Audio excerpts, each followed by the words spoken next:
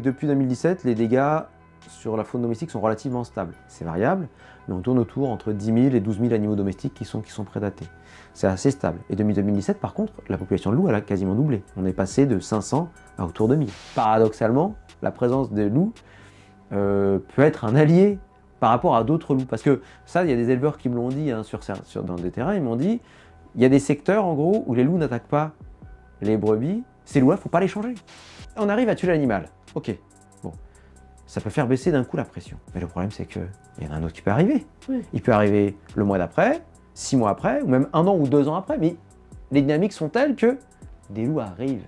Donc on ne peut pas mettre du poison partout, on ne peut pas mettre des chasseurs partout, on ne peut pas, au contraire, l'âge de retraite fait qu'il y en a de moins en moins. On ne peut pas mettre des agents de l'OFB coûteux partout, donc on ne peut pas. Puis on ne va pas tout tuer. C'est quoi ce modèle, on va dire, de coexistence, où en gros on règle le problème, on tue. Bienvenue dans la Huppe ébouriffée. Ici, on vous emmène à la découverte des enjeux écologiques de notre région, la Nouvelle-Aquitaine. Animal mythique ou prédateur redouté, le loup ne laisse personne indifférent. Depuis plusieurs années, il recolonise notre région et la coexistence avec les éleveurs n'est pas toujours facile. Pour répondre à ce malaise, l'Europe a fait un choix clair, régulation massive, tir systématique, assouplissement du statut de protection de l'espèce. Alors qu'en est-il pour les éleveurs de Nouvelle-Aquitaine? Cohabitation ou au contraire régulation systématique? La menace est-elle réelle pour les troupeaux et au-delà du loup? Que révèle ce débat de notre rapport au vivant? Pour mieux comprendre la réalité du terrain, nous recevons Farid Benamou, chercheur associé au laboratoire ruralité de l'Université de Poitiers, spécialisé dans les relations entre l'homme et les grands carnivores d'Europe. Bonjour Farid Benamou. Bonjour. Alors si on reprend un peu l'histoire du loup en France, on peut dire que c'est un animal qui a toujours déchaîné les passions, si bien qu'en 1940, le dernier loup disparaît de France. Pourquoi la haine dure depuis des siècles envers cet animal? Je pense qu'il y a plusieurs raisons, et il n'y a pas que de la haine qui a poussé à son élimination, il y a aussi des raisons bassement pragmatiques qui fait que le loup pouvait représenter une contrainte pour les activités d'élevage. Donc éliminer les loups, c'était éliminer cette contrainte, d'une part. Par ailleurs, le loup pouvait aussi représenter un problème pour la sécurité des gens. Je pense notamment aux loups enragés, donc ça me donnait une raison supplémentaire. Plus, de manière peut-être plus anecdotique, et puis qui a beaucoup plus marqué les mémoires collectives, éventuellement parfois quelques loups anthropophages, même si ça fait débat, je pense que ça a dû exister. Je pense que c'était pas la majorité, mais ça a dû exister. Mais c'est pas ça qui, je pense, a justifié son élimination. Puis en effet, il y a aussi toute une série des histoires plus ou moins construites, plus ou moins mythologiques, en sachant que si on remonte dans la mythologie, ou même si on varie en fonction des peuples dont il est question, l'image de l'animal a pu varier dans certains peuples stépiques, que ce soit en Asie centrale ou en Amérique du Nord. Le loup peut avoir une image assez positive de symbole de chasseur aguerri. Et puis l'image elle est ambivalente dans la mesure où, même si on prend la mythologie scandinave, c'est un dévoreur. Le loup Fenrir, le dieu Fenrir, qui est un dévoreur, un destructeur, mais c'est aussi une destruction qui est nécessaire pour la renaissance d'un monde, la renaissance d'un nouveau monde. Donc cette image elle est ambivalente. Et puis on a bien sûr dans la mythologie la louve de Romulus et Rémus, image de fécondité. Ce qui n'empêchait pas d'ailleurs, je pense, y compris dans les sociétés où le loup peut avoir une image partiellement positive, de l'éliminer ponctuellement quand il représente un problème. Et puis c'est vrai qu'on dit souvent que dans la culture chrétienne, l'image est plutôt associée, l'image du loup est associée au malin. Donc là c'est vrai que ça n'a pas contribué. Mais en tout cas, ce qui est très clair, c'est que c'est peut-être une des rares espèces où il y a eu vraiment tous les moyens qui ont été mis pour son éradication, y compris au plus haut niveau politique. Si on prend le cas de la France, par exemple, avec assez tôt dans l'histoire, et puis au fur et à mesure que l'État français se constitue, dans la monarchie de plus en plus centralisée, puis surtout l'avènement de la République, une volonté centralisée de l'éliminer avec des systèmes de primes, des corps dédiés, je pense à la louveterie, qui remonte à François Ier, mais qui perdure et qui existe encore maintenant, et qui avait pour mission justement d'éliminer d'éliminer les bêtes fauves, dont le loup. Et vous parliez justement des attaques envers les humains. On pense souvent à la bête du Gévaudan. Ouais. Alors, est-ce que c'est une légende? Est-ce que c'est réel? Bah alors, il y a plusieurs interprétations Ça a alimenté Oui, c'est pas la très net. légende. En tout cas, une des raisons pour lesquelles on parle beaucoup de la bête du Gévaudan, c'est que c'est un des premiers cas de médiatisation nationale d'un fait divers. On est dans les années 1760-1765, c'est la fin du XVIIIe siècle, et justement, il commence à y avoir l'émergence. On n'est pas encore à la Révolution française et la conscience de l'État-nation, mais on a un peu l'émergence d'un sentiment un peu national, et c'est les prémices et les débuts des médias, c'est un peu anachronique, mais des journaux à diffusion nationale, et c'est vrai que c'est un événement assez fort, puisque le roi s'en émeut et va envoyer son responsable des chasses, parce qu'en effet, dans cette région du Gévaudan, à proximité de l'actuelle Lozère, il y a en effet des meurtres, principalement de jeunes filles et d'enfants, qui sont attribués à un ou deux gros loups. Alors l'historien Jean-Marc Morisseau, lui, étaye ça en ne questionnant pas cela, mais il y a d'autres approches historiques qui se demandent si, sans exclure totalement la présence de ces loups anthropophages et non pas enragés, c'est-à-dire spécialisés dans la chasse d'humains, comme il peut y avoir encore maintenant des tigres anthropophages ou des lions anthropophages, qui sont très ponctuels, qui ne sont pas la majorité, mais qui peuvent exister, qui auraient eu ces loups anthropophages. D'autres disent qu'il n'est pas exclu qu'il y ait, pourquoi pas, des hybrides chiens-loups, un animal tropical comme une hyène, et puis pourquoi pas aussi la main humaine, c'est-à-dire un animal qui serait plus ou moins dressé derrière. Donc voilà, il y a pas mal d'ombres et de mystères par rapport à cette histoire. On en arrive jusqu'en 1940, où là, il y a le dernier loup, a priori, qui est exterminé de France. Puis en 1979, la Convention de Berne classe le loup comme espèce strictement protégée. En France, l'espèce fait son retour en 1992 dans le parc national du Mercantour dans les Alpes. Comment ça arrive en fait, ce basculement de 1940 à finalement une protection de l'espèce et un retour en France? En effet, le dernier loup aurait été tué autour de ces années, 1940, dans notre région, aux confins du Poitou et du Limousin, qui étaient des régions de faible densité. Ça c'est une caractéristique qui est importante. Encore aujourd'hui, souvent les loups s'installent dans des zones un peu comme ça, ce qui ne les empêche pas de traverser des zones très, très peuplées. Comment on passe au basculement, en fait, tout simplement avec progressivement l'avènement des idées de protection de la nature, protection des animaux, souvent influencés par d'autres pays, notamment l'Amérique du Nord, le Canada, États-Unis, et puis des pays où on commence à développer des études scientifiques, parce que des études scientifiques, on ne savait rien sur le loup. Encore maintenant, il y a plein de choses qu'on ignore sur le loup. Mais il n'y avait pas d'études scientifiques, il y avait beaucoup on-dit, beaucoup de bêtises. Quand on lit les textes de Buffon sur le loup, c'est n'importe quoi sur le plan scientifique. Buffon, c'est Buffon, c'est époque moderne. Naturaliste, naturaliste. Voilà. C'est un des fondateurs du Muséum national d'histoire naturelle. Donc donc une sommité qui dit que le loup sert à rien, il n'y a rien de bon chez lui, quand il mange, on dirait qu'il se vide plus qu'il ne se remplit, enfin c'est vraiment du jugement de valeur. Donc deuxième partie du XXe siècle, on commence à avoir d'une part des connaissances scientifiques, on commence aussi à avoir aussi une forme d'idéalisation de ce qui vient de la nature, et notamment le loup, qui devient une espèce de symbole. Et puis il y en a tout le mouvement protection de la nature, on le voit en France avec la loi de protection de la nature qui s'incarne en 1976, en France la loi sur les parcs nationaux qui commence en 1960, donc on a tout un mouvement qui suit les périodes post-68, on a la prise en compte de l'écologie, ça date pas d'hier, c'est quand même déjà maintenant ça a plus de 50 ans tout ça. Et donc, il va y avoir une retranscription un peu réglementaire et juridique qui va passer donc par la Convention de Berne, 1979, qui va incarner cela, même si la France ne va la ratifier que plus tard, 1989. Et le loup va être protégé en France au titre de la directive Habitat, 1992, qui va ensuite retranscrire, parce que le loup n'était pas là. Il a été protégé, et il n'était pas là, et donc il n'y avait pas moyen, c'était pas nécessaire de retranscrire sa protection. Et avec son retour, attesté donc officiellement, même si en effet On sait qu'il est là de manière certaine en novembre 92, identifié dans les Alpes du Sud, Mercantour.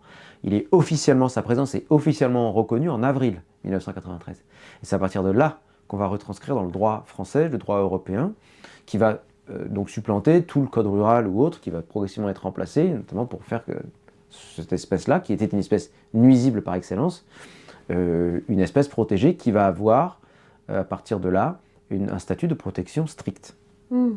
Et donc, ouais, le retour naturel du loup via le Mercantour, il a souvent été représenté comme une conséquence de la déprise rurale, de la reforestation.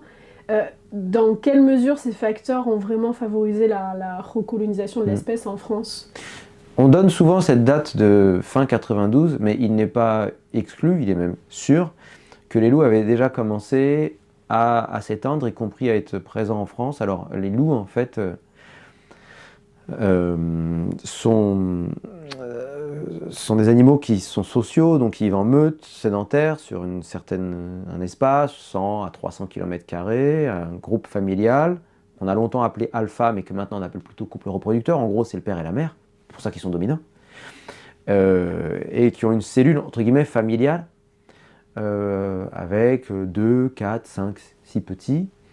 Mais il arrive un moment où la meute, donc souvent au moment de l'automne, ou bien à la fin de l'hiver, où il y a trop d'individus par rapport à la ressource alimentaire. Et là, on a des individus qui sont amenés à partir. Et donc, cela peut faire plusieurs dizaines, plusieurs centaines de kilomètres. Et on a même des records à plusieurs milliers de kilomètres, 2200 en Europe. Un loup slovène qui s'est retrouvé en Italie, en 2011, je crois. Et donc, en fait, en 87, déjà, il y a un loup qui est tué à la frontière avec l'Italie, le loup de Fontan. C'est dans le Mercantour aussi. Et il est identifié comme loup italien. Mais à l'époque, on pense qu'il est échappé d'un élevage. Voilà. 94, aussi, dans les Hautes-Alpes. Non, dans les Vosges, pardon. Un loup est identifié. Et en 91 aussi, un loup est identifié. Et après coup, avec les années, on s'est rendu compte que c'était des loups italiens. Donc, ce retour, il y avait des prémices, d'autant que... à chaque fois, c'est dans des zones finalement qui sont peu habitées effectivement par les êtres humains. Et les scientifiques italiens avaient prévenu dès la fin des années 80, début 90, parce qu'eux, ils voyaient la dynamique. Le loup avait été protégé dans les 70 en Italie, et à partir du moment où l'espèce est protégée, en fait, elle recolonise. Et aussi, et un élément important, il faut qu'il y ait sa nourriture. Donc, souvent, des grands herbivores. Pas seulement, mais des grands herbivores. Et en effet, si je prends le cas des Alpes du Sud, mais c'est le cas aussi dans toute la France, en fait, on va voir une population de ce qu'on appelle les grands herbivores, les ongulés, donc tous les cervidés, cerfs, biches, chevreuils, sangliers, beaucoup dans les plaines, mais qui vont se mettre à monter aussi en montagne, et les loups vont revenir d'abord dans des zones de montagne, même si ce ne sont pas des animaux montagnards, ils vont revenir dans des zones de faible densité, dans des zones où la renaturation, elle se fait en priorité, puisqu'il y a des prises agricoles. On le voit très bien dans le film de Jean-Michel Bertrand, au début, quand il montre les montagnes des Hautes-Alpes, que son grand-père a dû fuir au début du XXe siècle, parce que c'était tout pelé, surpâturé, il n'y avait pas un arbre, et quand là, lui, il revient là maintenant, en fait, on voit des grands arbres, c'est de la forêt, il y a des animaux, etc. Donc il faut bien savoir que les campagnes françaises, sur le plan de la faune sauvage, c'était de véritables déserts. Et donc, on voit comment, avec cette reforestation, cette revégétalisation, la faune se reconstitue. Il y a des plans de chasse aussi, qui fait que l'activité de chasse, qui était quand même très très présente, qui l'est toujours d'ailleurs, mais elle va être contrôlée, notamment la chasse va être limitée.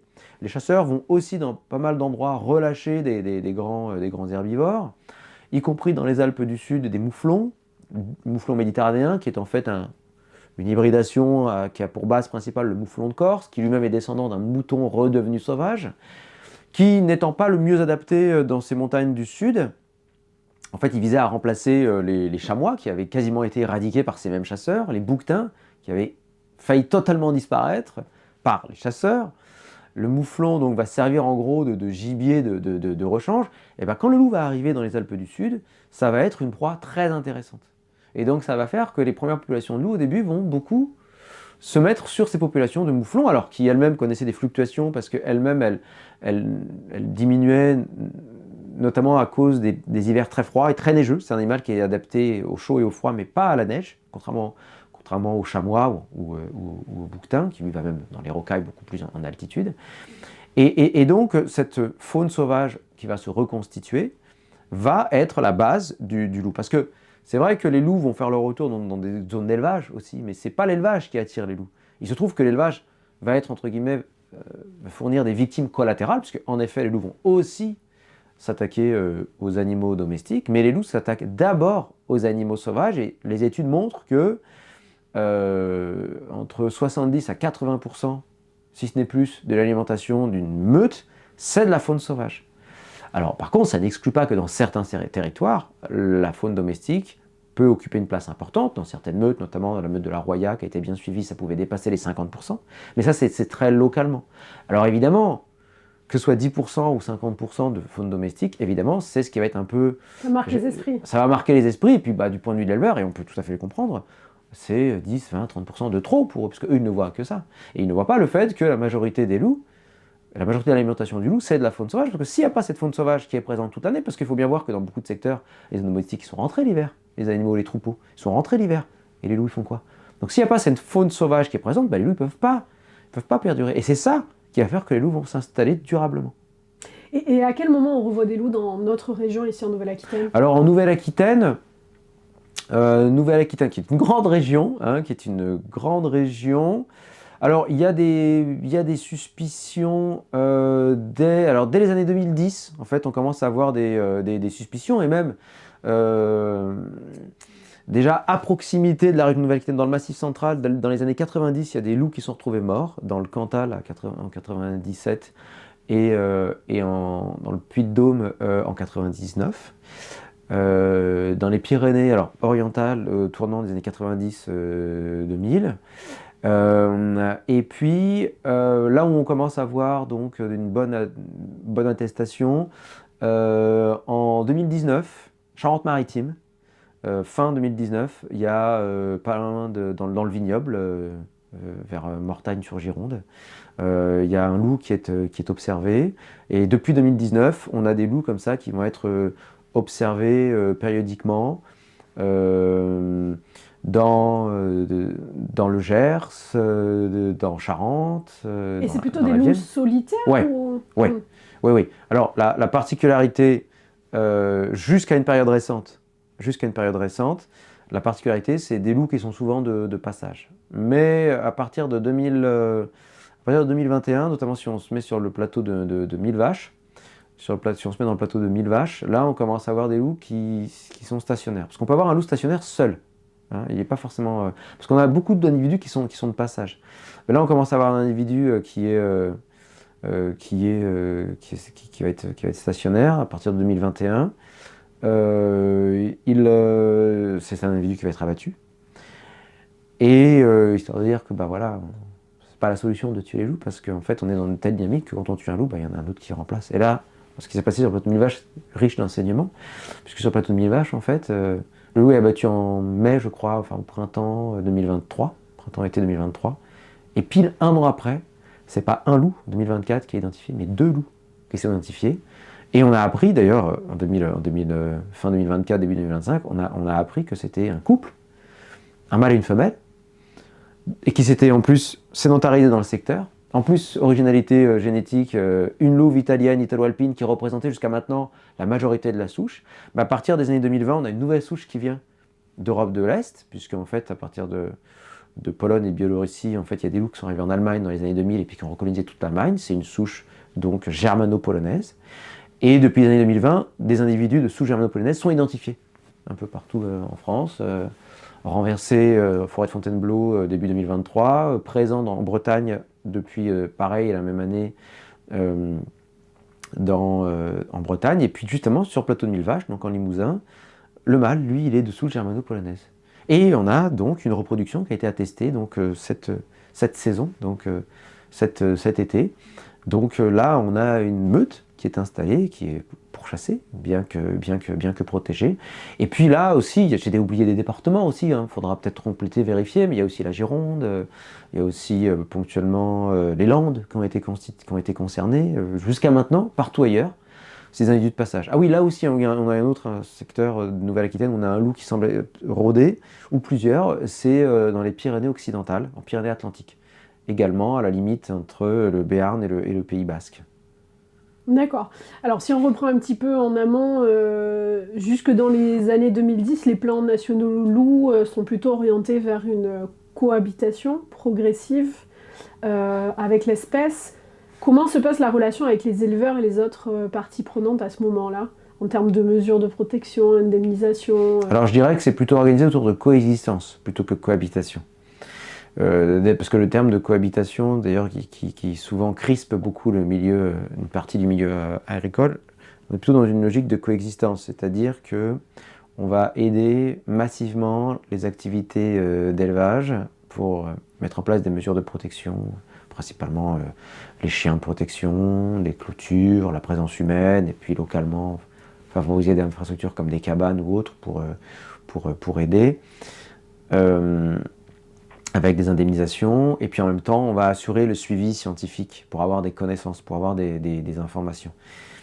Donc ça, c'est les gros pôles d'investissement, et ce qui fait d'ailleurs qu'en France, c'est le pays d'Europe où on investit le plus par tête de loup. Mais bien sûr, c'est pas de l'argent qui est viré sur un compte en Suisse offshore des loups. C'est de l'argent qui représente non seulement des emplois des scientifiques et de l'Office français de la biodiversité qui assure les suivis, les constats, etc. C'est de l'indemnisation des dégâts, mais c'est aussi du financement de postes, d'éleveurs, d'aides bergers, du financement de chiens de protection, de leur alimentation, de déplacement de matériel, de financement de clôture, etc. Donc c'est tout ça qui représente. On doit être autour de l'heure actuelle de mémoire, je crois, on doit être autour de 36 ou 37 millions, il faudra vérifier le montant par an, ouais, annuel par an. Et donc, je parle de coexistence plutôt que de cohabitation, parce qu'en gros, on fait tout pour limiter les impacts négatifs du loup, mais on n'intègre pas forcément le loup dans une réflexion globale de conception plus générale d'un élevage, d'une agriculture qui s'intégrerait de manière harmonieuse dans l'environnement, intégrant le loup, pas seulement comme une contrainte, mais aussi comme un moyen de construire un modèle extrêmement robuste, résilient, pouvant faire face à toutes les perturbations auxquelles l'agriculture française est en train de faire face. Parce que indépendamment du loup, et d'ailleurs on le voit très bien quand on regarde les courbes d'évolution de l'élevage au vin caprin, pour faire simple. Quand on compare, il y a des graphiques assez parlants, et quand on compare l'évolution, que ce soit aussi bien en termes de professionnels qu'en termes de cheptel, quand on regarde l'agriculture en général et l'élevage en particulier, ça décline de partout. Le cheptel décline moins, parce que justement on a des agrandissements. Ce qui fait que parfois on peut avoir un cheptel qui décline moins, voire même qui augmente un peu, mais des actifs qui, eux, diminuent. Signe de l'augmentation. Et dans les Alpes, on s'aperçoit que c'est pas ça. Dans les Alpes, c'est-à-dire dans les zones de plus forte densité de loups, il faut bien voir que dans les Alpes à l'heure actuelle, c'est là qu'on a peut-être 80% des effectifs de loups. Donc, et des loups, et c'est la très grande majorité, l'écrasante majorité des loups, des couples et des meutes reproductrices, elles sont dans les Alpes. Donc c'est les zones où en gros, vous n'avez quasiment pas de zone sans loups. Et bien c'est là qu'on voit que le nombre d'actifs et les cheptels déclinent le moins, voire ces dernières années ont même tendance à augmenter. Donc c'est pour ça que c'est assez surprenant et c'est assez étonnant par rapport au discours ambiant qui est de dire le loup va représenter la fin du pastoralisme et de l'élevage.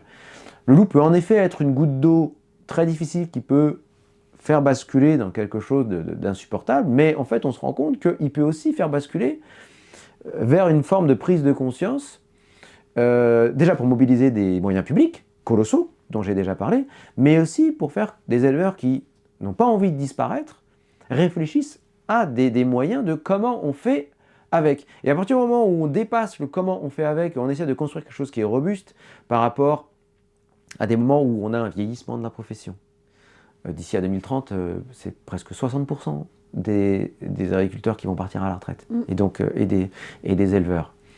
Quand on voit la concurrence internationale et le fait que, par exemple, la France, avec des accords de libre-échange, avec la zone Asie-Pacifique et notamment la Nouvelle-Zélande, qui est un des principaux producteurs d'agneaux, a décidé d'augmenter les importations d'agneaux à bas coût, Donc là, on concurrence nos propres producteurs. Donc ça aussi, ça c'est une véritable contrainte.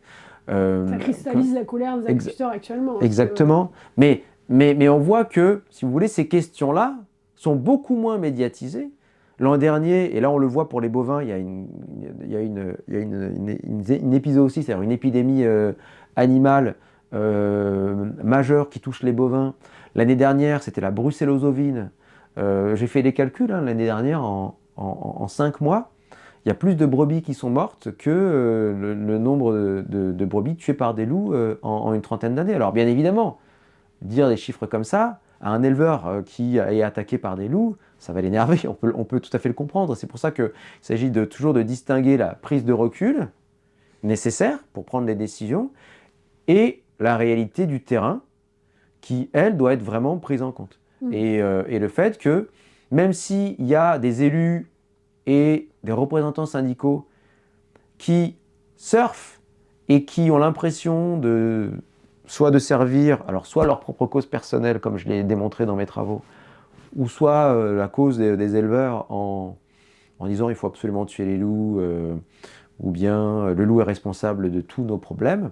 En fait, on se rend compte que beaucoup d'éleveurs qui sont confrontés aux loups ont d'abord besoin d'être écoutés et de voir leurs problèmes concrets traités. Bah, par exemple, dans les étés qui sont de plus en plus chauds, le fait de pouvoir donner de l'eau, pouvoir mettre de la déduction d'eau dans différents secteurs, ça déjà, ça peut soulager des éleveurs parce que ces questions de changement climatique aussi, ils se prennent ça aussi en pleine face. Comme je l'ai dit aussi, la valorisation de leur travail. Il faut bien savoir que l'élevage, notamment l'élevage ovin, c'est un des secteurs où il y a le moins d'aide publique.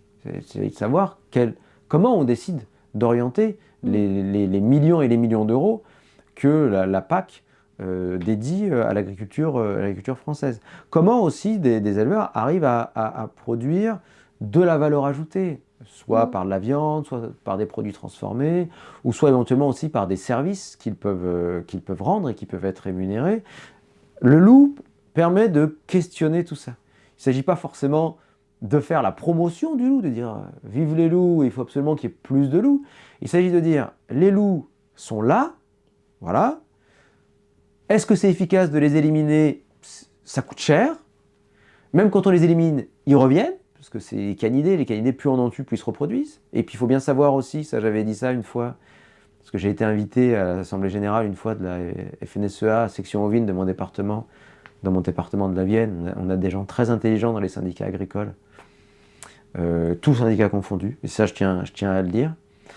Et quand je leur ai dit qu'en fait, quand il y avait des secteurs où il y avait des loups, et ben en fait, ils éliminaient, voire ils tuaient tous les autres loups. Donc paradoxalement, la présence des loups peut être un allié par rapport à d'autres loups. Parce que ça, il y a des éleveurs qui me l'ont dit hein, dans des terrains, ils m'ont dit, il y a des secteurs en gros où les loups n'attaquent pas les brebis, ces loups-là, il ne faut pas les changer. Faut pas les changer. Et dans les Hautes-Alpes, on a vu qu'il y a des secteurs où il y avait des loups qui ne s'attaquaient pas aux brebis. On a tué des individus, soit ils ont été braconnés, soit ils ont été tués dans le cadre de tirs de dérogation. Ça a perturbé la meute. Éventuellement, il y a une autre meute qui est venue s'installer avec une autre culture. Et c'est des animaux à culture. Et il suffit qu'on soit avec des loups qui aient pris l'habitude d'attaquer des brebis, on peut se trouver dans des secteurs où il n'y avait pas d'attaque, parfois pendant plusieurs années, où d'un coup, des attaques peuvent se mettre à se multiplier. Créer des problèmes, en fait. Exactement. Donc c'est pour ça qu'il faut créer des cultures communes et des cultures de cohabitation. Sauf que autour de 2012, on bascule plutôt vers une régulation de l'espèce plutôt que vers une il y a un basculement. Coexistence ou cohabitation. Voilà. Pourquoi à ce moment-là, finalement, les politiques publiques décident de supprimer finalement tout ce qui a été fait jusqu'à présent, en relation avec l'Office français de la biodiversité, les scientifiques. Alors c'est pas totalement supprimer, mais faire changer de direction. C'est vrai que jusqu'en 2012-2013, on était dans justement cette dynamique où les tirs étaient un dernier recours. Parce que c'est vrai qu'il y a des secteurs où parfois, ponctuellement, les tirs, en sachant même qu'il y avait aussi des tirs d'effarouchement, c'est-à-dire des tirs qui étaient non mortels, qui étaient des recours beaucoup plus présents que maintenant. Maintenant, par exemple, on va d'abord prioritairement évoquer des tirs d'élimination plutôt que des tirs d'effarouchement. Et ça, c'est quelque chose qui m'étonne. Parce que le tir d'effarouchement peut être très intéressant, puisque un loup mort n'apprend rien. Alors qu'un loup qui survit, s'il s'est pris une grosse douleur, il peut non seulement lui-même le retenir, et puis le transmettre sa peur aux autres individus. Donc ça, je pense que c'est une espèce d'impensé, c'est quelque chose qu'il faudrait vraiment creuser, même mettre des moyens pour étudier ça. Et donc 2012-2013, ça correspond au moment où c'est Ségolène Royal qui est au ministère de l'écologie, et d'ailleurs un de ses conseillers, pas un de ses conseillers, mais un scientifique qui l'a côtoyé m'a confié que très clairement, elle veut aller au plus simple, selon elle. Et aller au plus simple, c'est répondre aux demandes de la FNSEA et de la Fédération nationale des chasseurs. Et les dirigeants de la FNSEA, je ne parle pas du niveau départemental ou de la base, où là, il y a plus de nuances et c'est différent, y compris chez les chasseurs d'ailleurs, au niveau local. Au niveau national, ils disent, pour régler le problème des loups, c'est très simple, il faut les tuer. Il faut les tuer. Voilà. Sauf que la solution du bon chasseur qui tire, ou du mauvais chasseur qui tire, pour le loup, c'est pas forcément la bonne solution. On va mettre des gros moyens pour ça, c'est coûteux, c'est difficile, et on va mettre des moyens d'abord dans les Alpes avec une brigade loup d'emploi financée, des gens qui vont se spécialiser dans l'élimination de loups, sans vraiment réfléchir sur quel loup on tire. La personnalité de certains exactement, sujets. Exactement, puisqu'en fait, et c'est là qu'on voit qu'il y a certains éleveurs, mais ça c'est des initiatives personnelles qui eux se mettent eux-mêmes à connaître les loups de leur entourage. Et il y en a certains qui connaissent à bien connaître vraiment leur milieu. Mais ça, si vous voulez, c'est pas trop mis en avant. Et ça c'est dommage, c'est vraiment dommage.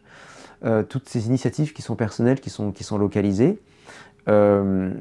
Et ce qui va se mettre en place, ces tirs, c'est que ça peut déstabiliser les meutes, faire que des individus qui étaient installés deviennent des disperseurs. Et il faut savoir que des disperseurs, c'est les loups, ceux dont je parlais tout à l'heure. C'est-à-dire que le loup vit dans un groupe familial de la meute qui est sédentaire, mais il y a un moment, quand il y a des tensions à cause de la reproduction et parce qu'il y a surpopulation, localement, il y a assez de nourriture, donc ils partent. Mais en fait, on s'est rendu compte, il y a une étude scientifique lettone qui a démontré que quand il y a des tirs trop forts, même des individus assez âgés deviennent disperseurs et partent. Et ces individus seuls, ils n'ont plus rien à perdre. Et alors qu'en général, ils vont plutôt chasser des animaux sauvages pour éviter de se côtoyer aux humains, parce qu'il faut bien savoir que les loups savent bien que plus ils se rapprochent des humains, plus leur vie est en danger. Ça, la plupart des loups l'ont bien percuté, même si certains parfois se font voir, parce qu'ils prennent des risques quand il s'agit de ces animaux à initiative aussi. Et les individus solitaires peuvent faire de très très gros dégâts. Et on l'a vu sur le plateau de Mille Vaches dès 2021, on l'a vu même en Vendée, il y a eu un été où en Vendée il y a un loup qui est arrivé, ou en Normandie, en Seine-Maritime, pareil en 2021, il y a un loup solitaire qui est arrivé.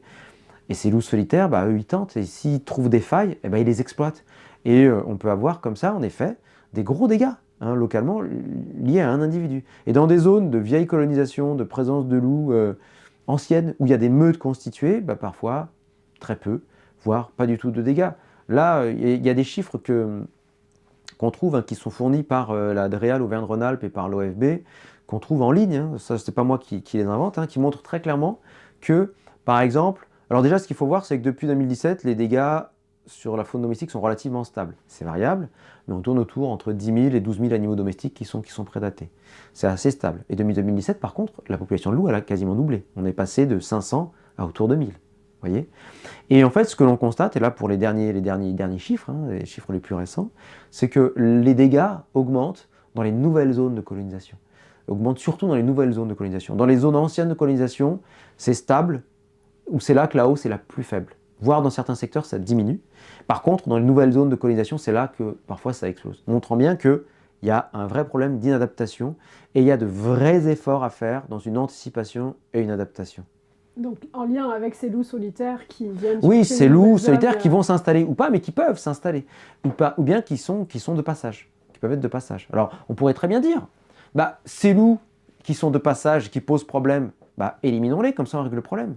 Certes, mais notamment dans nos territoires de plaine et plateaux, où vous avez du bocage, où vous avez des zones relativement planes en montagne, il y a du relief avec des pentes. Et moi qui fais de l'observation de faune, je vais dans des zones de montagne pour aller observer la faune, notamment dans les Asturies. Une des raisons pour lesquelles c'est relativement faisable, c'est la topographie. Vous vous mettez sur un versant, Et du coup, vous avez un grand panorama. Quand vous êtes dans des zones planes, où votre horizon est débouché par des haies, c'est plus compliqué. Et donc c'est très coûteux et techniquement difficile. C'est pas impossible, mais c'est très coûteux et techniquement difficile de mettre en place ces éliminations. Bon, déjà ça c'est difficile. Après, on y arrive. Bon bah très bien. On a réussi à éliminer l'individu, mais au bout de combien de temps? Sur le plateau de 1000 vaches, il va leur falloir 1 an et demi pour éliminer l'individu qui pose problème. Parfois donc il faut plusieurs mois avant d'éliminer. Qu'est-ce qu'on fait en attendant? L'individu il attaque. C'est pour ça qu'il faut en amont prévoir les adaptations, réfléchir à la modification des clôtures, éventuellement les électrifier. Et ça, c'est compliqué aussi, ça se réfléchit, c'est pas facile, il faut des aides à ce niveau-là. Réfléchir à l'installation d'un chien de protection. Un chien de protection, il faut au moins 2 ans avant qu'il se mette en place. Donc c'est pas une question économique finalement, cette simplification de la gestion de la population des loups en France. C'est la fausse bonne solution qui pourrait faire croire que... moi, je pense que une des raisons, et votre question, elle est tout à fait intéressante, c'est-à-dire que moi je pense que une des questions pour lesquelles on allège le statut de protection du loup, parce qu'on est passé en 2024-2025 d'une protection stricte à une protection dite simple, c'est que en suivant la volonté des groupes de pression des syndicats agricoles et des chasseurs de éliminer les loups, on se dit bah si on facilite les tirs, on va faire diminuer les dégâts. Et donc, on va faire diminuer les dépenses qui représentent quand même plusieurs millions d'euros. Alors, à relativiser, hein, puisque c'est, on va dire, si on arrondit à 40 millions d'euros, c'est plusieurs cantons de subventions agricoles de zones céréalières en Beauce. Hein. Donc voilà, la vie, elle est faite de priorités, comme on dit. Donc on peut toujours trouver des choses trop chères et des choses qu'on peut relativiser. Vous savez, on a des gouvernants qui disent l'argent magique, ça n'existe pas. Bah, eux, régulièrement, ils arrivent à prouver le contraire. Hein, donc ça, c'est assez étonnant. Et donc, pour en revenir donc, sur ces dégâts et sur ces tirs, pendant qu'on cherche à tuer l'animal, pendant ce temps-là, eh l'animal peut continuer à faire peser une pression et une charge mentale sur les éleveurs. Et très souvent, on voit que quand les éleveurs sont actifs, c'est-à-dire il faut que je revoie mes clôtures, il faut que je me mette à un chien, il faut peut-être que je revoie comment je dispose mes lots. Quand ils sont dans l'action, déjà leur charge mentale diminue et le fait de faire quelque chose, ce poids qui est très lourd, hein, ce poids psychologique, et ça il faudra qu'on revienne là-dessus sur cette question psychologique du loup qui pour moi est une question aussi clé. Déjà, ça fait baisser cette pression psychologique. Et puis on arrive à tuer l'animal. Ok, bon, ça peut faire baisser d'un coup la pression et les tensions. Mais le problème, c'est qu'il y en a un autre qui peut arriver. Oui. Il peut arriver le mois d'après, 6 mois après, ou même 1 an ou 2 ans après. Mais les dynamiques sont telles que des loups arrivent. Hein. Le poison n'est pas assez diffusé comme il était au début du XXe siècle pour éradiquer les loups et au passage toute la faune sauvage. C'est aussi ça, hein. Tous les rapaces, tous les carnivores à tous les niveaux, et qui sont maintenant la plupart des espèces protégées, sans compter les animaux domestiques, éventuellement même des enfants. Donc on ne peut pas mettre du poison partout, on ne peut pas mettre des chasseurs partout, on ne peut pas, au contraire, l'âge de retraite fait qu'il y en a de moins en moins, on ne peut pas mettre des agents de l'OFB coûteux partout, donc on ne peut pas, puis on ne va pas tout tuer. C'est quoi ce modèle, on va dire, de coexistence, où en gros on règle le problème, on tue. Tu me poses un problème, je te tue. Voilà. Bon, et il y a des parties du monde où on voit que ça marche comme ça aussi avec les humains, mais passons. Donc on ne peut pas durer comme ça. Donc il faut faire avec intelligemment. Et c'est pour ça qu'on passe de la coexistence à la cohabitation. Donc il s'agit justement de dire, ok, on met des limites aux loups, on ne les laisse pas faire n'importe quoi, éventuellement on leur envoie des messages, y compris pas agréables pour eux, mais on revoit comment on fait, et c'est comme ça aussi que les agriculteurs et les éleveurs pourront durer. Sauf que ça, c'est l'idéal, disons, mais aujourd'hui, on va pas vers cette solution idéale. En fait, pourquoi? Oui, par exemple, si on prend le cas du Limousin, vous l'avez souvent évoqué, dans le Limousin, c'est plutôt une régulation systématique, si je ne me trompe pas, jusqu'à présent, qui a été appliquée.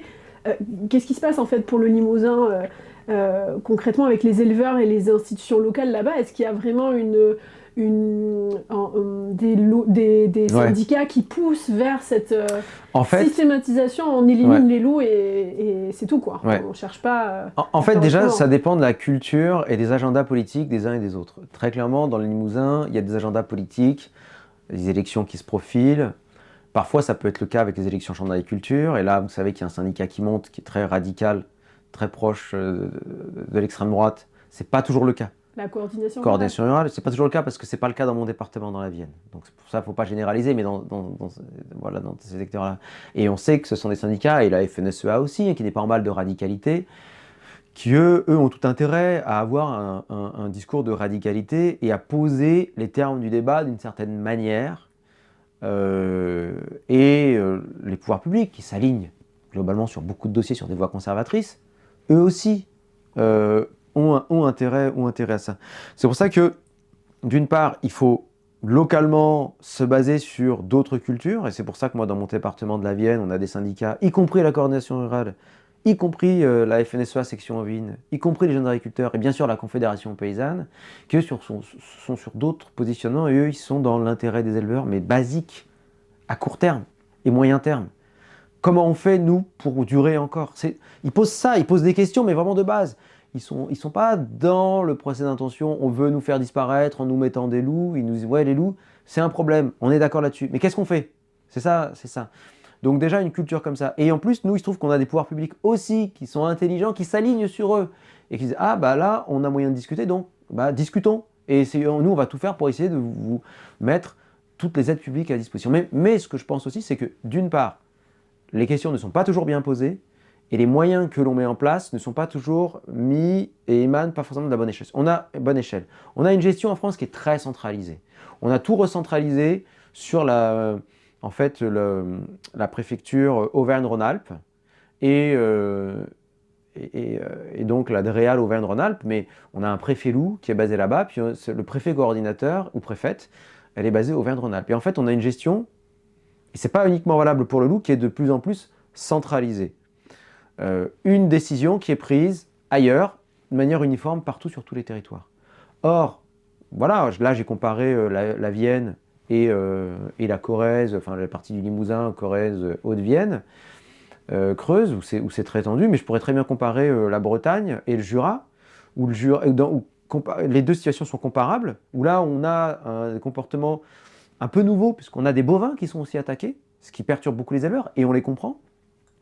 Et où, en Bretagne, on a des acteurs locaux qui dépassent pas simplement les éleveurs, mais on a aussi le parc naturel régional d'Armorique, on a aussi des associations comme Ferrus qui s'impliquent, et on a des EGA qui sont assez comparables avec dans le Jura, où dans le Jura, on a une grosse AOP, l'AOP Franche-Comté, qui est ultra puissante, qui a de gros moyens, et qui, elle, veut pas faire avec le loup.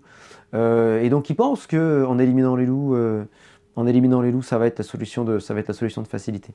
Et quand je dis qu'il faut reposer les termes du débat, il faut reposer aussi les acteurs qui sont légitimes à intervenir. Les éleveurs sont légitimes à intervenir. L'administration est légitime à intervenir. Les chasseurs sont légitimes à intervenir. Mais les naturalistes et les environnementalistes sont légitimes à intervenir. Tous les professionnels du territoire, les professionnels du tourisme sont légitimes à intervenir. Les forestiers sont légitimes à intervenir. Les administrations à l'échelle locale et les collectivités locales sont légitimes à intervenir. Les intercommunalités, et elles n'interviennent pas assez. Les structures parcs nationaux et surtout les parcs naturels régionaux sont légitimes à intervenir. Et il faut les crédibiliser, leur donner des moyens. Mais très souvent, comme ils peuvent être soumis à des agendas politiques, c'est difficile pour eux d'intervenir. Mais les structures parcs naturels régionaux et avec les régions sont légitimes à intervenir. Fin 2024, il y a eu un rapport qui est sorti de différentes inspections générales de la haute fonction publique agricole et environnementale, et une de leurs préconisations, c'était de dire, c'était déjà pas forcément de tout centrer sur les tirs, mais c'était de dire, mais il faut absolument que les collectivités locales, et notamment les régions, les départements, se saisissent des questions agricoles, ils se saisissent des questions environnementales. Là, on a une question forte qui est agro-environnementale. Donc, elles sont légitimes à se saisir au plus près des territoires. Mettre en place des comités locaux pour faire échanger les gens. Et aussi pour tisser du lien. Tisser du lien avec les éleveurs qui sont en première ligne. Ça, c'est important. Il ne faut pas perdre ça de vue. Il ne faut pas réduire la question à ça, mais il ne faut pas le perdre de vue non plus. Faire du lien. Ce lien, ça passe justement par des collectifs locaux, éventuellement des micro-parlements. Ça, c'est des choses à inventer, c'est des choses à réfléchir. Et ça passe aussi par des lieux de parole. C'est-à-dire que c'est des gens qui sont nés dans le guidon, comme tout le monde, en ce moment, Et il faut aussi crédibiliser les aspects psychologiques. C'est-à-dire que d'une part, leur donner des espaces de parole, soit où ils sont entre professionnels, à huis clos, parce que ça peut faire du bien, aussi leur réalité, leurs appréhensions, etc. Soit où ils sont ouverts à d'autres acteurs de leur territoire, et soit aussi ouverts aux autres citoyens. Il y a un système dans l'alimentation qui s'appelle les AMAP, Associations pour le maintien de l'agriculture paysanne. Et en fait, ce système-là, il faudrait le démultiplier par rapport aux éleveurs qui sont confrontés aux loups. C'est créer des espèces d'AMAP loups, en quelque sorte, c'est-à-dire des associations pour le maintien d'un élevage des territoires en lien avec les citoyens. Pour que d'une part, les citoyens ils se rendent compte déjà de l'importance de ce qu'ils mangent, l'importance de ce qui fait leur paysage, auquel ils sont attachés, et que ces activités-là ne sont pas les plus dégradantes de l'environnement, loin de là, au contraire. On a même des milieux qui peuvent être très très intéressants. Nous, dans notre département, on a la Ligue de protection des oiseaux qui travaille très étroitement avec tous les éleveurs, parce que dans le sud de la Vienne, dans le Poitou, là, on a des mosaïques de paysages, de bosquets, de brandes, c'est-à-dire d'espèces de landes à bruyère. On a du bocage aussi, qui sont entretenus par des éleveurs, et beaucoup d'éleveurs travaillent étroitement avec eux. Il se trouve que ce sont les mêmes qui peuvent être confrontés aux loups et qui se trouvent être déjà, comme ils sont dans des démarches d'ouverture avec d'autres acteurs, ils ont déjà une ouverture par rapport à ces questions environnementales. Et puis donc, il faut que les gens connaissent aussi la réalité de ces personnes qui ont des emplois du temps compliqués, à rallonge, doivent gérer énormément de choses, sans exclure aussi qu'il y ait des coups de main aussi qui viennent être donnés. En Haute-Marne, en Haute-Marne, il y a des associatifs et des militants qui vont faire des rondes la nuit dans des zones où les loups peuvent être amenés à rendre difficile la présence d'élevage dans ces secteurs-là. Et donc ça fait du dialogue. Voilà, une meilleure implication. Sauf que ça, c'est au niveau local. Alors, c'est des initiatives qui peuvent être intéressantes et qui sont un petit peu localisées, mais qui ne sont pas généralisées. Ouais. Et actuellement, on l'a vu, par exemple, la Commission européenne qui révise le statut du loup et qui le déclasse d'espèces strictement protégées à espèces protégées. On ne va pas dans le même sens, en fait. Qu'est-ce que ça a amené, en fait, cette nouvelle... ce déclassement de l'espèce, en fait. Alors, parce qu'il y a des initiatives, vous dites, au niveau local qui se développent, mais au niveau national et européen, c'est pas du tout dans ce sens-là qu'on se dirige. Quand le local, alors moi j'ai peut-être l'optimisme de croire que quand le local impulse une dynamique positive, les pouvoirs publics sont amenés à suivre. Quand le local est pourri par des tensions délétères entretenues, les pouvoirs publics partent au plus pressé et ne font pas forcément les meilleurs choix. Voilà. Et moi, je le vois typiquement dans mon département. Quand on a impulsé avec la région Nouvelle-Aquitaine des études de master qui faisaient des diagnostics sur l'anticipation du retour du loup, on a d'ailleurs été conviés par les instances départementales, notamment la direction départementale des territoires, à les rencontrer. Et puis nous-mêmes, on a organisé, suscité des rencontres entre les acteurs concernés que nous sommes tous allés voir. Donc on les a fait se voir. Et même si certains se connaissaient déjà, on les a fait se connaître et interéchanger sur cette question-là.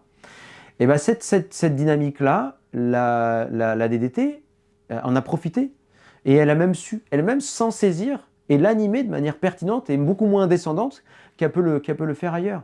Si on regarde dans les départements voisins, dans les Hauts-de-Vienne et notamment en Corrèze, où là la préfecture gère des incendies en quelque sorte, eux ils ont l'impression qu'il faut déclencher des tirs et ça calmera tout le monde. Et ça fait exactement l'effet inverse. La violence appelle la violence. Quant au niveau européen, le niveau européen, vous savez, il y a le principe de subsidiarité qui existe à un niveau européen. C'est-à-dire que il y a ce qui se passe au niveau européen, puis après on peut s'arranger au niveau local.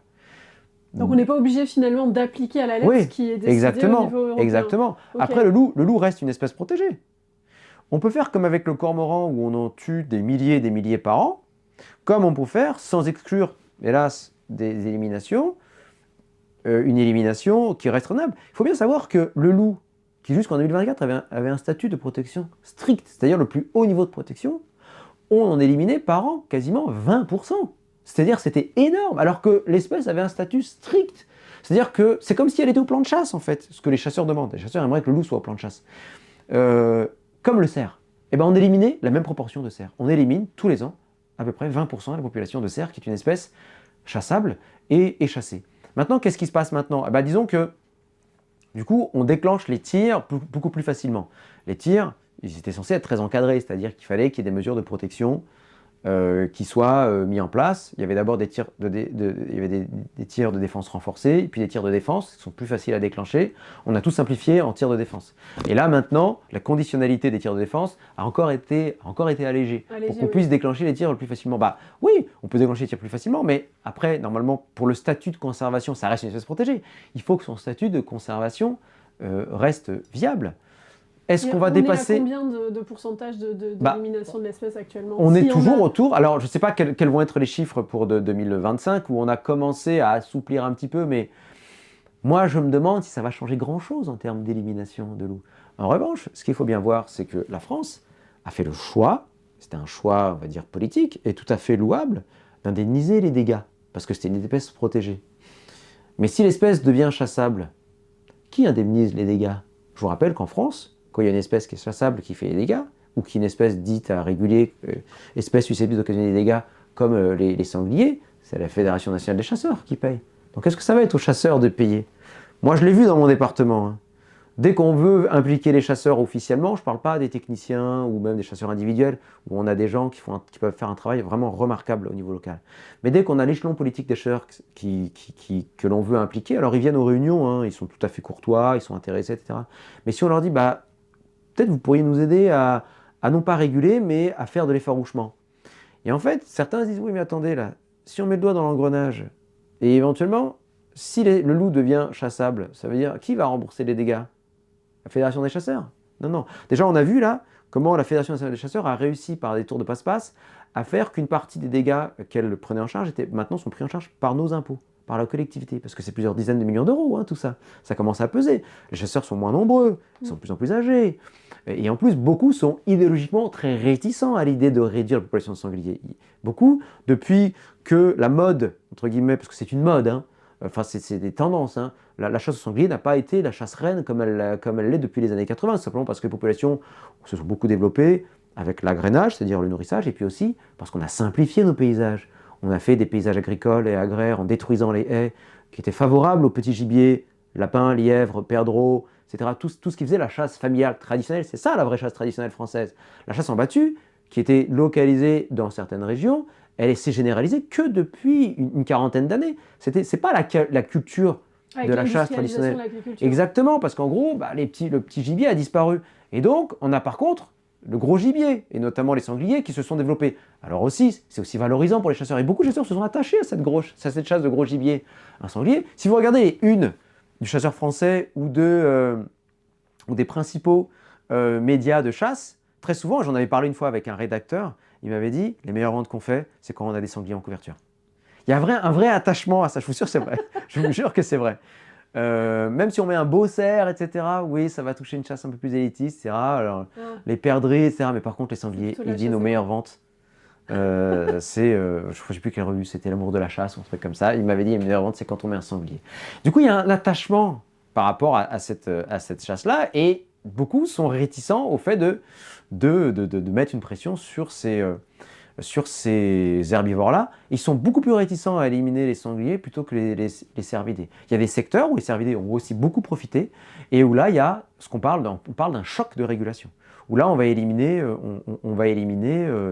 les grands cervidés, alors avec la complicité des forestiers qui le demandent aussi, mais je pense notamment à des départements comme la Corrèze, où il y a un vrai culte pour le sanglier et une vraie détestation des cerfs, ou certains dans l'Aisne ou dans le nord de la France, où là il y a aussi un choc de régulation, où là c'est plus les cervidés qui risquent de se prendre, on va dire, cette pression de régulation que le loup peut aussi assurer. Il peut aussi prendre sa part. Alors on l'a vu précédemment, hein, la politique aujourd'hui c'est plutôt de réguler la population de loups sans distinction. Vous avez évoqué certaines initiatives qui pourraient aller plutôt dans le sens d'une meilleure coexistence, voire cohabitation avec le loup. Donc quel serait selon vous le plan national loup idéal pour une meilleure coexistence? Pour moi, le plan national loup idéal, et je ne vais pas avoir honte de citer ma source, C'est quelqu'un avec qui j'ai échangé, qui est souvent assimilé à un anti-loup, et qui, quand on discute avec lui en privé, c'est quelqu'un, comme il le montre en général, très intelligent. Je pense à José Bové, dont on parle plus trop en ce moment. Non, c'est vrai. Et José Bové, qui est une personne brillante, qui a vraiment une vraie conception du rapport entre la société, l'agriculture et l'alimentation, quand je l'entendais parler sur le loup, c'était le seul moment où je le trouvais pas brillant. Parce qu'en plus, c'était pas seulement parce que je maîtrise la question. C'était aussi parce que je pense qu'il avait une posture d'éleveur qui est difficile à tenir quand on est éleveur par rapport au loup. En revanche, j'ai participé avec lui à un procès, un faux procès du loup en 2015 et où j'ai beaucoup discuté avec lui et lui il m'a dit mais en fait pour le loup il faut une grande convention citoyenne. Et il a raison, je suis d'accord avec lui. Comme ce qui a été fait sur le climat, il faut une grande convention citoyenne. Et j'irai même plus loin que lui, et je pense qu'il m'a en partie inspiré, avec mon ami Patrick Degeorges, politiste et philosophe, où on met en avant la nécessité de micro-parlements autour des questions du loup, mais qui pourrait dépasser ça. Je pense qu'il faut des arènes à plusieurs échelles. Il faut une grande convention citoyenne à l'échelle nationale qui va se démultiplier au niveau départemental et au niveau local. On l'a bien vu avec le grand débat après la question de la mobilisation spectaculaire des Gilets jaunes. Le grand débat a fait beaucoup de bien aux gens, vraiment. Et il y a des choses très intéressantes, extrêmement pertinentes qui sont ressorties du grand débat. Mais bon, on a un pouvoir qui a eu l'intelligence de réagir comme ça, mais qui a eu plutôt, je dirais, je ne sais pas comment dire, l'hypocrisie, le cynisme de ne rien faire de cela. Et d'enterrer la majorité. Parce qu'en fait, les gens, ils ont besoin de parler, y compris les éleveurs, les bergers confrontés au loup, ils ont besoin de parler, et les gens, ils ont besoin d'échanger, y compris pour dire qu'on n'est pas d'accord, pour faire baisser les tensions et pour pas juste s'invectiver. Donc moi, je pense qu'il faut des conventions citoyennes, et des conventions citoyennes aussi au niveau local, où justement, on va valoriser la voie agricole, mais on ne va pas lui donner la voie unique. Et on va donner aussi toute la pluralité des voies agricoles, pour que tout le monde aille dans un sens constructif et bénéfique dans l'intérêt de la collectivité et dans l'intérêt aussi de l'élevage et de l'agriculture. Moi, je pense qu'on a tout intérêt à ce qu'on ait une agriculture et un élevage qui maintiennent des personnes dans les territoires ruraux, maintiennent des gens qui sont fiers de ce qu'ils font, qui ont du sens, et puis qui ont conscience que même s'ils prennent leur part de l'environnement, ils en laissent aussi une partie et leur action ne se réduit pas à tout tuer. Parce que quand on tue tout, moi je pense qu'on se tue aussi soi-même. Et j'en reviens et je terminerai là-dessus, à la question psychologique. La MSA, la Mutuelle Sociale Agricole, depuis quelques années est très sensibilisée aux questions du mal-être agricole et notamment de la question des suicides. Et quand on a fait notre dernière étude en 2023 dans la Vienne, c'est une question qui est arrivée et on avait un projet de recherche avec une étudiante qui maintenant travaille pour le ministère de l'Agriculture parce qu'elle était étudiante fonctionnaire pour le ministère de l'Agriculture. On a eu des échos très très favorables de tous les secteurs, tous les services de l'agriculture qui géraient ces questions psychologiques pour nous dire là il y a vraiment quelque chose à faire. Et même dans le dernier plan loup, cette idée-là elle ressort, mais il n'y a pas de moyens qui sont mis. En fait, il faut vraiment créer des vraies cellules d'écoute spécifiques dédiées aux bergers, aux éleveurs, qui sont confrontés ou qui ne sont pas encore confrontés, pour leur mal-être en général, et aussi pour la question du loup. Et il y a des correspondants qu'on appelle des sentinelles, gérés par la MSA. Comme on a aussi des correspondants d'une nouvelle association qui s'est créée il y a quelques années, qui est animée par des éleveurs, qui s'appelle l'Institut de l'élevage, qui est l'IDEL, qui a une section développée canine sur les chiens de protection, où là, ce qui est intéressant, et ce pourquoi ça marche, c'est que c'est des éleveurs parlent à des éleveurs. C'est-à-dire qu'ils parlent la même langue et ils sont entre eux. Ça aussi, c'est important. Vous savez, c'est comme quand on fait des réunions en non-mixité, pour que des femmes qui subissent des discriminations sexuelles et sexistes puissent parler en sécurité. Mais moi, je pense que ce principe-là, qui peut être critiqué, peut-être même critiquable, je pense qu'il faut aussi le mettre pour le milieu agricole. C'est qu'ils ont besoin de ça, c'est-à-dire des arènes où ils parlent entre eux. Mais il ne faut pas aussi qu'ils aient eux-mêmes le monopole de la parole. Il faut qu'on retire de cette parole qui va en ressortir, qui va être, je pense, travaillée, fine, et puis issue d'une vraie réalité de vécu, qu'on mette ça, ensuite qu'on confronte ça avec les autres acteurs. Parce que dans les campagnes, il n'y a pas uniquement que les éleveurs, exactement. Il y a aussi des randonneurs, il y a des il y a voisins, aussi, il y a des professionnels de la santé aussi, qu'il faut écouter, les professionnels du corps, les professionnels du sport. les animateurs du tissu social. Moi, une fois, je regardais une carte sur la disparition des services publics en France. Et en fait, ça correspondait aux zones où les loups commençaient à faire leur apparition. Vous voyez ? Donc là, je pense que là, on a un sujet à la fois de tension et de résolution. C'est-à-dire que une des raisons aussi, je pense, pour lesquelles le loup peut être vraiment un gros sujet de tension localement, c'est qu'il est déjà sur des territoires il fait son retour dans des territoires qui sont déjà meurtris. C'est pas une des raisons. Voilà, abandonnés. Et même plus loin, à meurtri. Voilà, je ne sais pas ce qu'il en est, mais j'ai ma petite idée sur ce qui se passe sur le plateau de Millevaches concernant les maternités, concernant la poste, concernant les petites classes, etc. Même si on a de nouvelles populations qui arrivent sur ces territoires-là, qui elles-mêmes d'ailleurs sont porteuses de solutions, mais dans beaucoup de ces territoires-là, on a aussi des gens qui se sentent complètement abandonnés. C'est aussi pour ça que le vote RN se développe un peu partout en France. En fait, je pense que cette écoute, c'est aussi je pense que là, on ne coupera pas, là, on nous bassine avec cette histoire de dette partout, et en fait, on ne se rend pas compte qu'en faisant des coupes minables, on est en train de détruire ce qui fait notre lien social, et que ces dépenses-là ne sont pas des dépenses, ce sont des investissements, notamment dans ces territoires-là. Je vous donne un exemple extrêmement concret. Je reviens des Asturies, où il se trouve que dans mon groupe, je pars avec des groupes, on a eu des personnes qui ont eu des problèmes de santé. On a 2 personnes, ils ont eu des problèmes de santé. Et bien dans des zones qui ont été vraiment touchées par un vieillissement majeur, une déprise agricole très très importante, les Asturies, c'est une région de tradition ouvrière, on va dire plutôt à gauche, et bien tous les 20 km, vous avez un espace de santé. Tous les 20 km, vous avez un espace de santé où vous avez médecins, kinés, dentistes, et le week-end, il y en a 1 sur 2 qui est ouvert. C'est-à-dire que le week-end, vous pouvez mettre au maximum 40 km, vous avez. Et c'est un maximum. C'est-à-dire que au endroit où vous êtes, vous pouvez vous trouver à 5, 10, 1, 2, 3. Nous, il se trouve qu'on était à 2 km. Vous voyez ? Et ce maillage territorial-là, qu'on retrouve un petit peu avec les maisons de santé que certaines collectivités sont en train de développer, ça, c'est très important. Et on dirait que là, je m'écarte, mais en fait, pas du tout.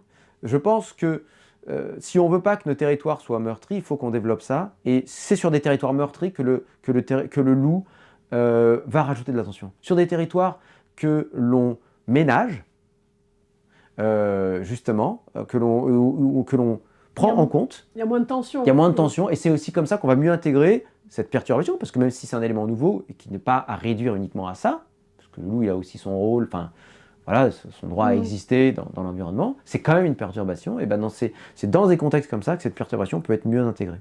Alors, je reviens un petit peu sur les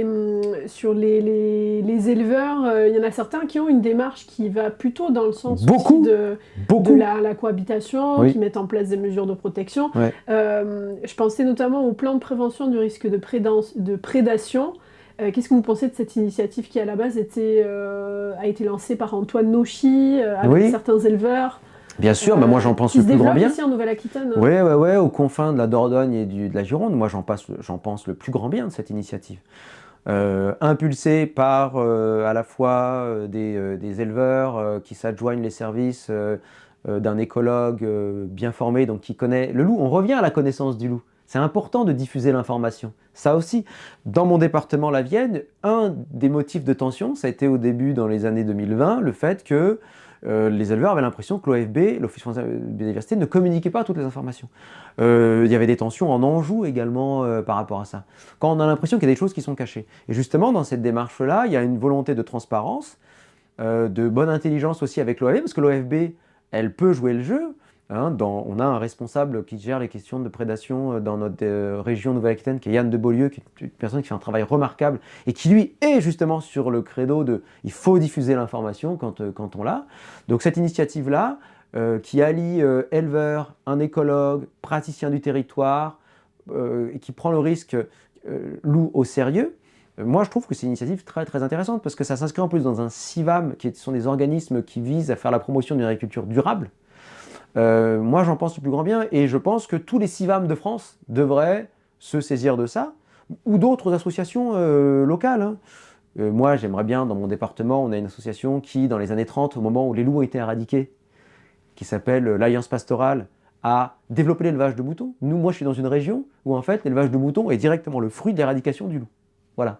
C'est pour ça que moi, quand je traversais cette région-là, quand je traversais pour aller, par exemple, ça m'est arrivé d'aller dans le sud-ouest, notamment à Toulouse et autres, je traversais cette région-là et quand j'ai vu tous ces moutons, je me suis dit, mais mince, si le loup il arrive là-dedans, là, tous ces lots, ça va être la catastrophe. C'est pour ça que très tôt, je me suis dit, il faut absolument qu'on fasse des études de diagnostic et c'est ce qu'on a lancé avec la région Nouvelle-Aquitaine.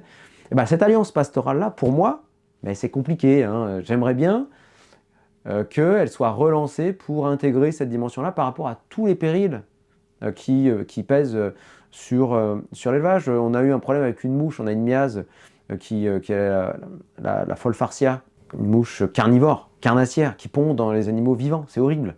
C'est horrible. Et ben, les éleveurs, avec aussi le groupe de défense sanitaire, ils se sont mis tous ensemble pour essayer de trouver des solutions. Et ils en ont trouvé. Et ils en ont trouvé.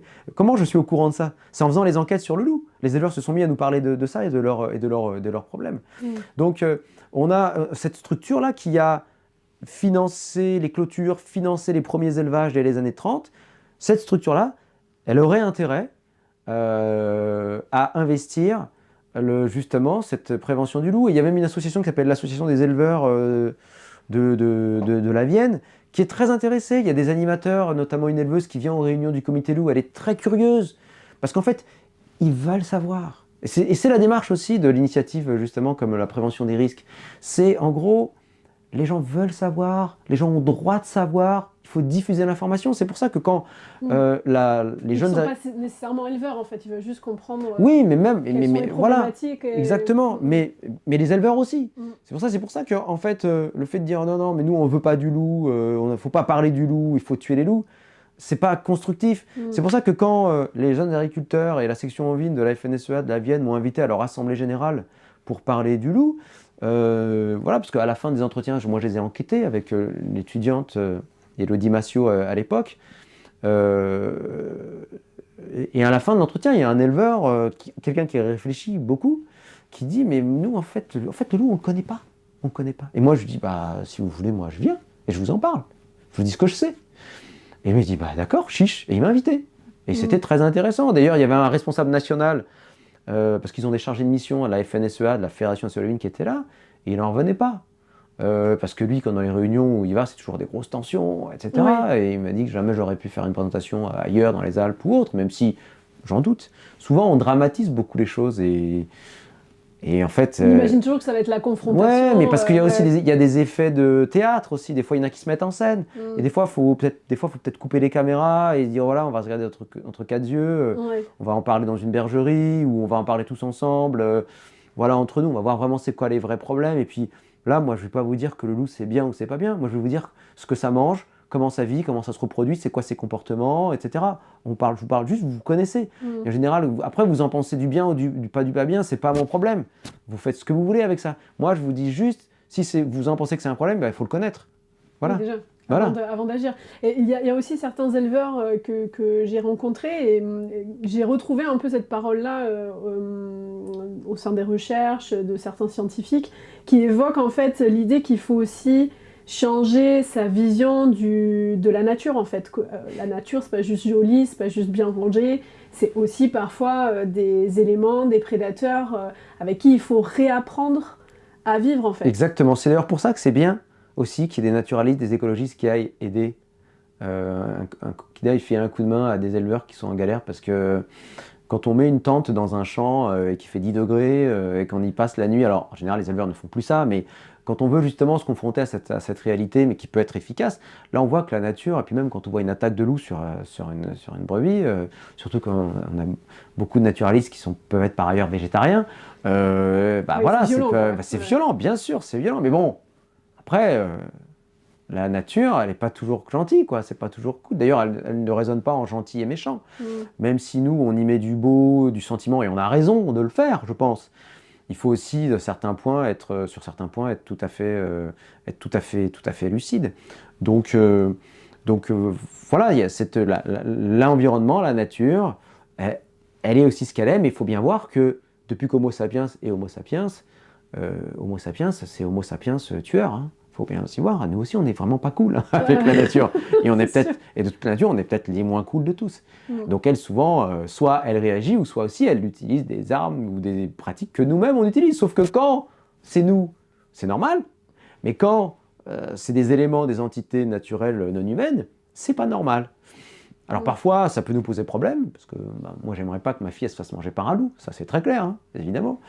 Mais d'un autre côté, je pense que c'est très peu probable, mais d'un autre côté, il y a des moyens de faire avec pour éviter que, si on transpose ça avec des brebis ou des bovins, pour limiter, voire totalement faire disparaître ça.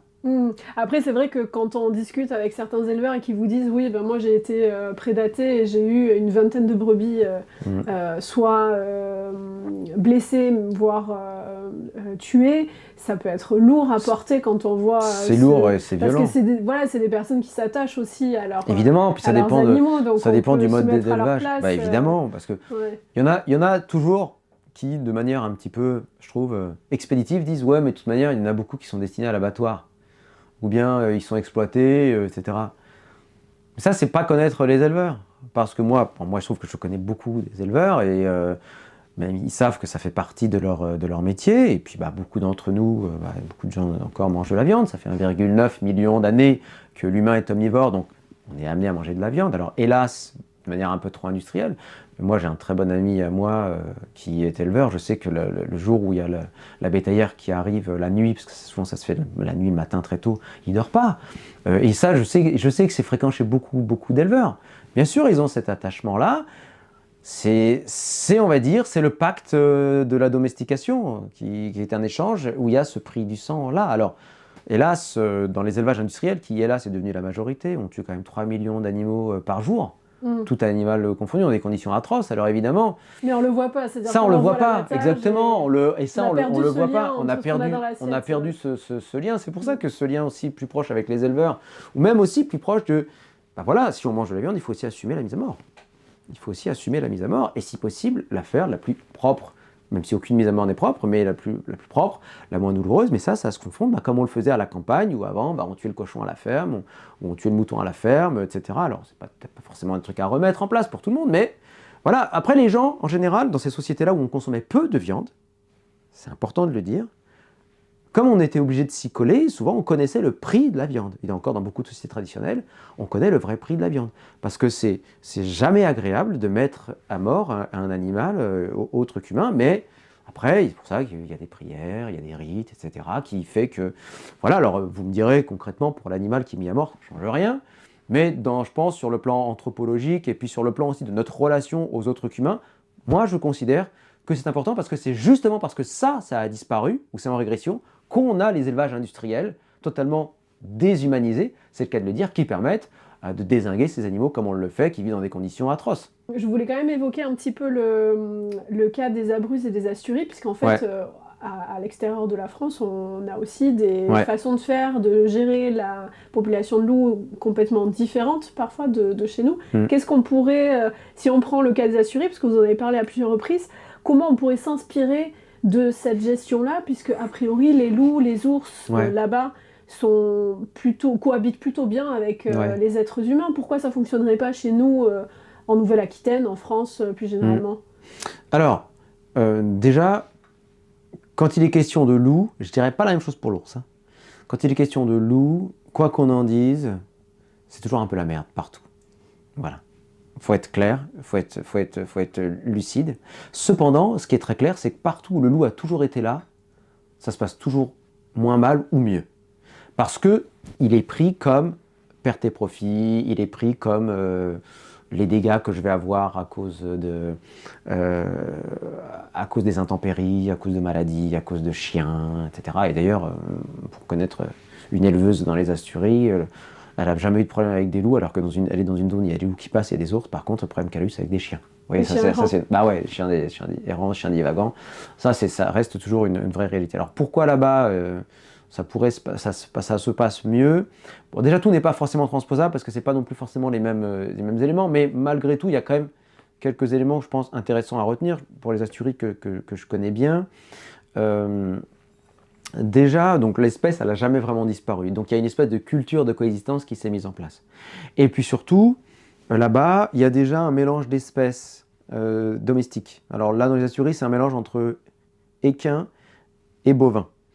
Et je sais que dans des endroits où vous avez des mélanges d'espèces, bovins, équins et caprins et ovins, et même on peut même mettre même porcins, on peut voir des comportements très intéressants de communautés animales qui se mettent en place, surtout en plus si on rajoute des ânes dans le dispositif, qui eux ont des comportements anti-prédateurs qui sont avérés.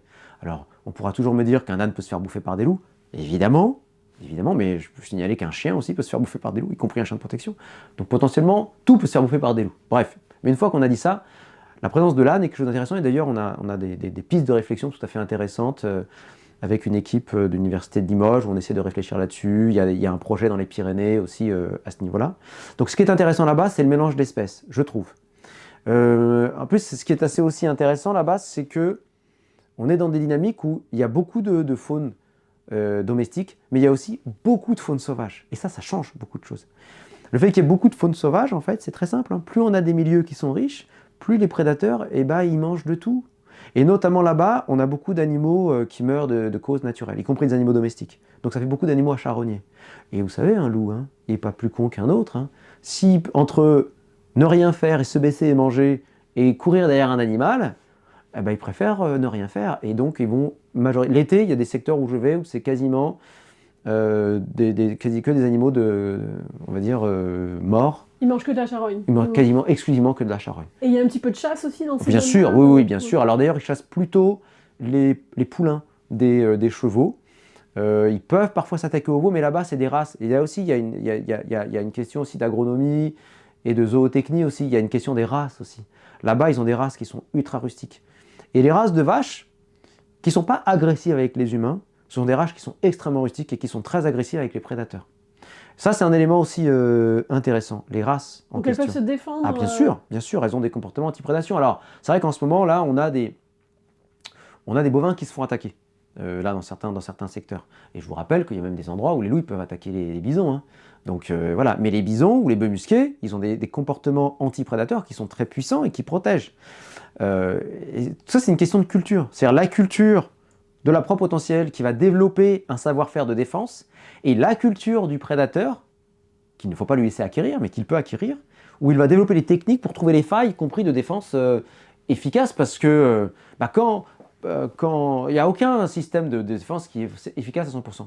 Mais quand les bovins se mettent, comme le font les bœufs musqués, c'est-à-dire qu'ils se mettent avec les veaux au milieu et font de leur corps avec les cornes une espèce de muraille, là c'est compliqué pour les loups. C'est quand même très très compliqué pour les loups. Il y en a certains qui peuvent trouver des failles.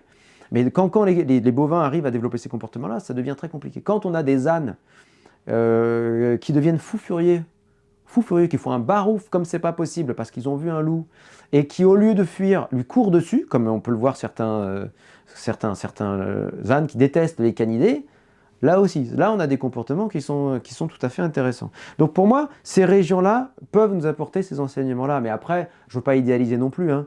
Là-bas, les éleveurs, s'ils peuvent tuer les loups, ils les tuent, hein. Et en revanche, il y a un animal qui a beaucoup bénéficié d'une amélioration de son image, c'est l'ours. Et là, oui, là, l'ours, lui, c'est devenu un peu la star locale, parce qu'on a notamment dans les Asturies, un gros investissement qui a été fait sur l'image de l'ours. Mais j'ai constaté, un peu plus au sud, en Léon, qui est aussi une région d'élevage,